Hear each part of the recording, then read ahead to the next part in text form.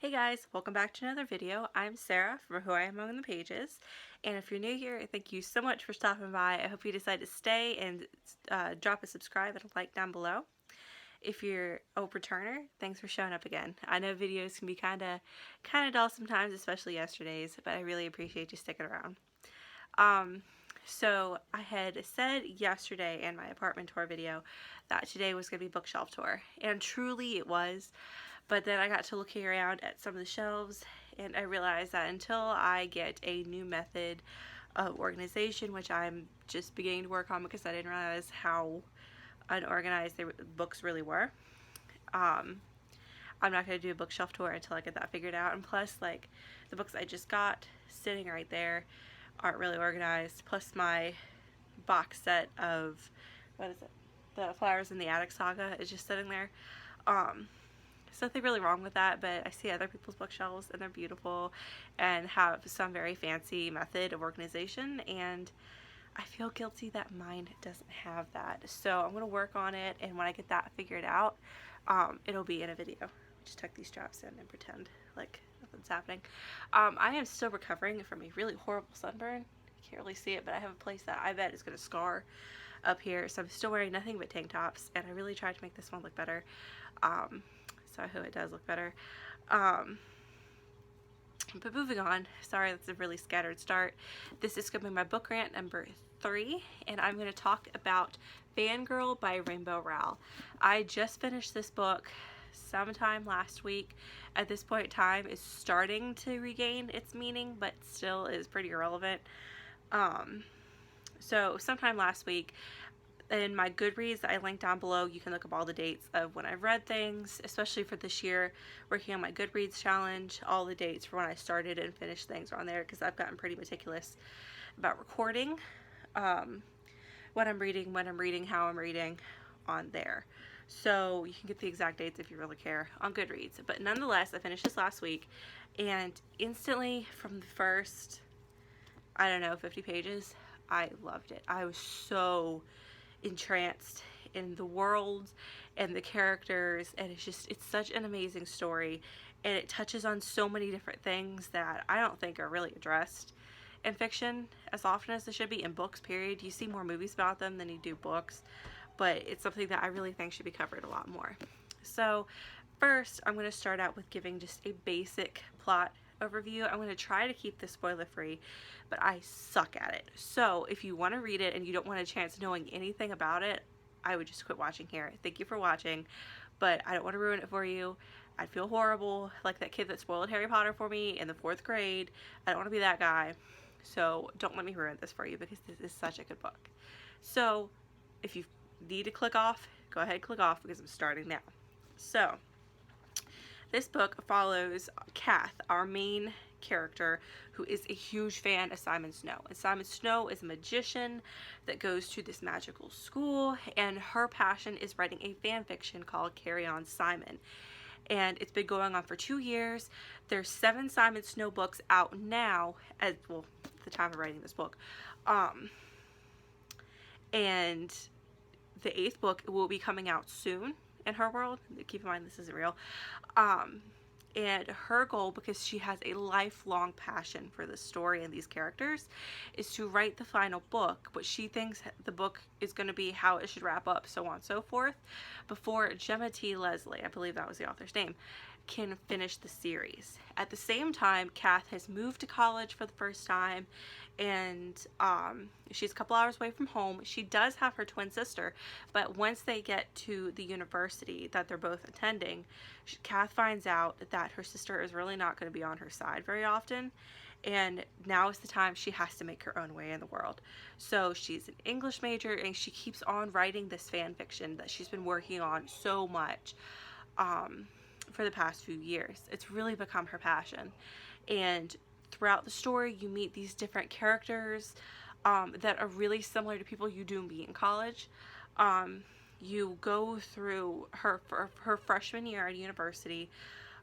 You are introduced to some of her family troubles, some of her troubles at school and with academics, and all in all, it's so relatable, it's so real, and even though it's fiction, Kath is, I sincerely believe, Kath is all of us when we first go to college, especially those of us that are English majors, because some of the thoughts that she has, I have had myself many times. Because I went away to college and I was still trying, I didn't succeed the way Kath did, but I was still trying to finish up and make number 9, which is also a fan fiction, extremely successful. And it was my story, but she blew it out of the water. So that is the basic plot overview.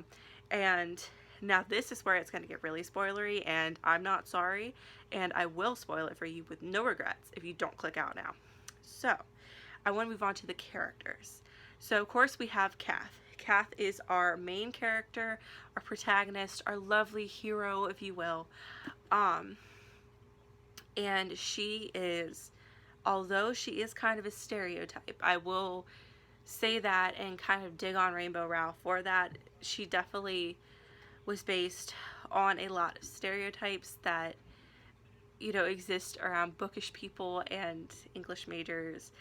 But at the same time, those stereotypes were used to a benefit. So Kath is very shy. Of her and her twin sister, she's supposed to be kind of the ugly one, the ugly duckling, even though she's not, and it's said multiple times that she's quite gorgeous. But she's made out to be the ugly duckling of the two. So nerdy, a shut-in, very anxious and self-aware, overly self-aware, to a fault. And Kath, I just loved it, because I know when I first started at school, I was expecting to be nervous, but I thought I was just going to go away. I had already been in college a year. I'd gone to community college for my freshman year, so I was expecting this to be no big deal. I would just be living somewhere. Oh, I'm going to be independent, finally. And then when you get there, it's like a brick in the face. And I'm not trying to discourage anybody from going to college. It is the best experience I've ever had, and I wouldn't trade my university for anything. It is my other home. My heart is there. I couldn't ask for anything better. But it is a big change, and it is sometimes a lot different from what you expect, because you anticipate it for so long that when you get there and you actually start living that life at school and in the dorms, and taking the bus to the grocery store to pick up 2 packs of ramen. Like, it is much different from what you imagine, or at least what I imagined. So there is some heartbreak there. And I do think that Rainbow Rowell captured that very well. She managed to capture Kath on move-in day. She went and had lunch with her dad. Her sister was happy-go-lucky. She went away with her new roommate and really wasn't bothered by saying goodbye to their dad. But not Rainbow Rowell, Kath was very bothered about leaving her dad alone. And I know for me, I bawled when my parents left on move-in day. I was brokenhearted, and the whole welcome week that my university did, I didn't care. I stayed in bed. I was miserable. I was very happy after that, but I was miserable for that. And Kath is kind of afraid to go out. Like, she doesn't know campus. That's not home yet. So she stays in her dorm, and God knows, even though my dorm had no air conditioning, it was August in Southern Virginia, I never left. Like, I went to class and I came back, and I'd go to the dining hall that was like 10 steps out the front door of the building, eat dinner, even though it was the garbage dining hall that I worked at. So I spent enough time there. But I was just so anxious and so nervous. And Kath, there's even one point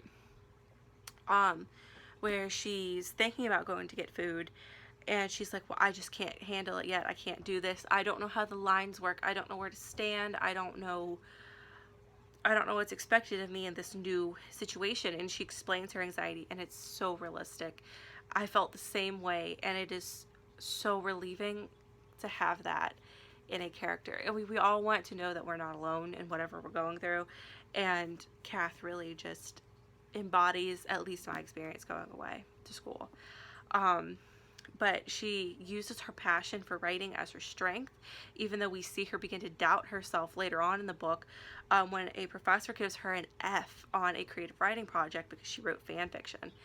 So we see her struggle with her passion, but use that passion as a strength and a bonding mechanism for who becomes her boyfriend. And I want to talk about Levi, her boyfriend, next. Levi was very much her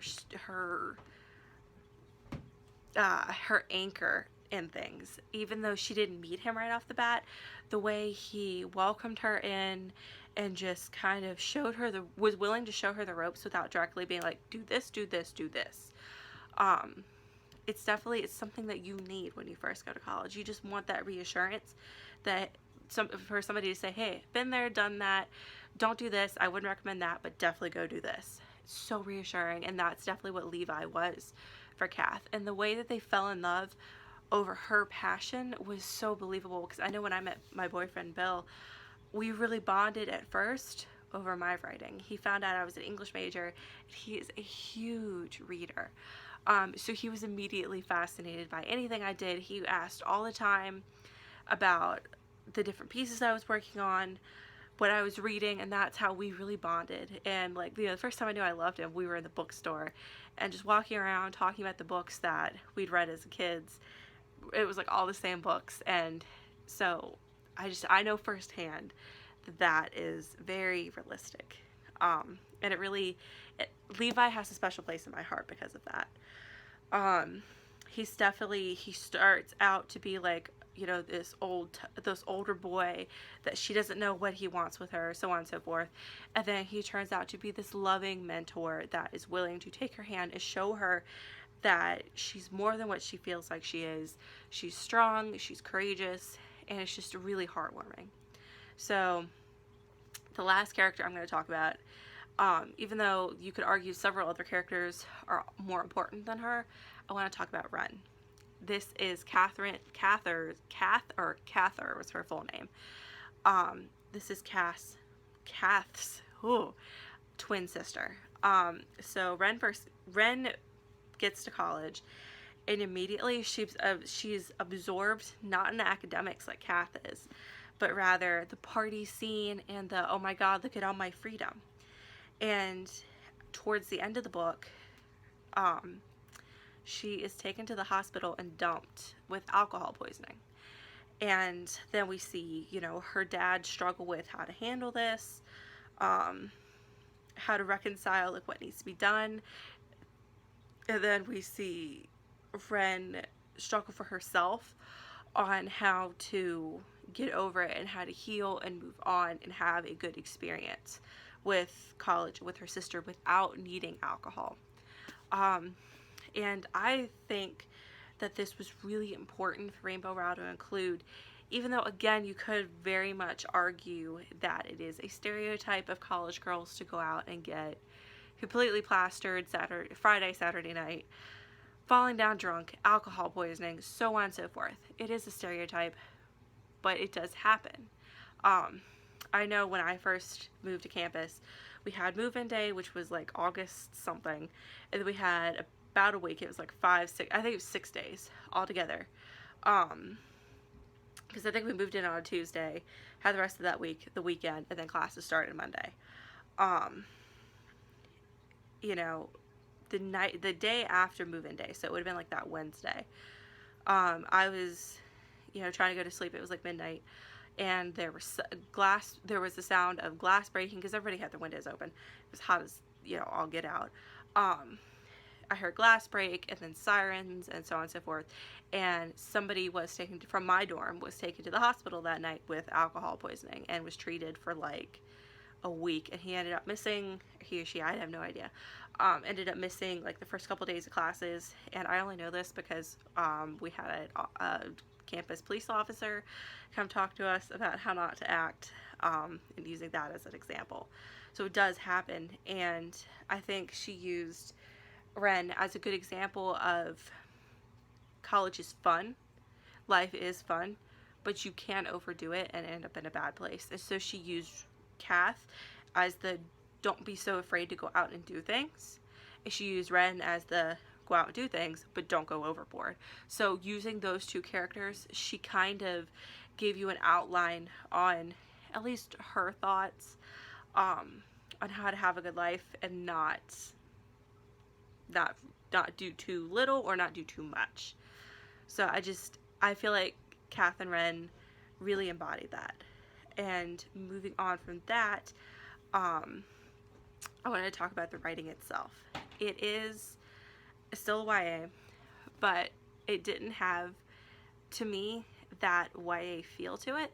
It was talking about college, so I feel like the language is a little bit more mature, or at least the syntax is.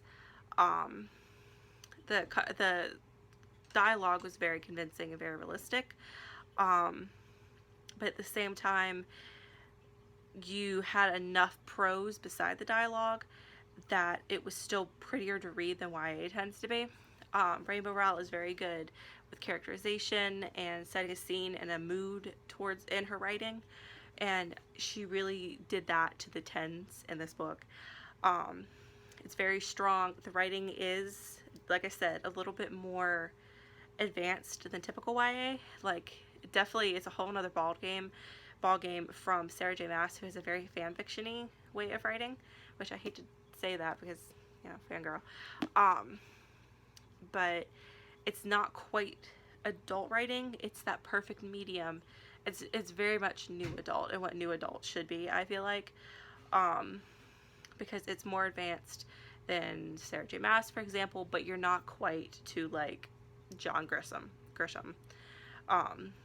So it's a very good medium, and I think it's very appropriate for the characters and the setting of being at a university, because university, you have times that are very formal and it's pomp and circumstance, black tie, job interviews, and getting ready for the rest of your life.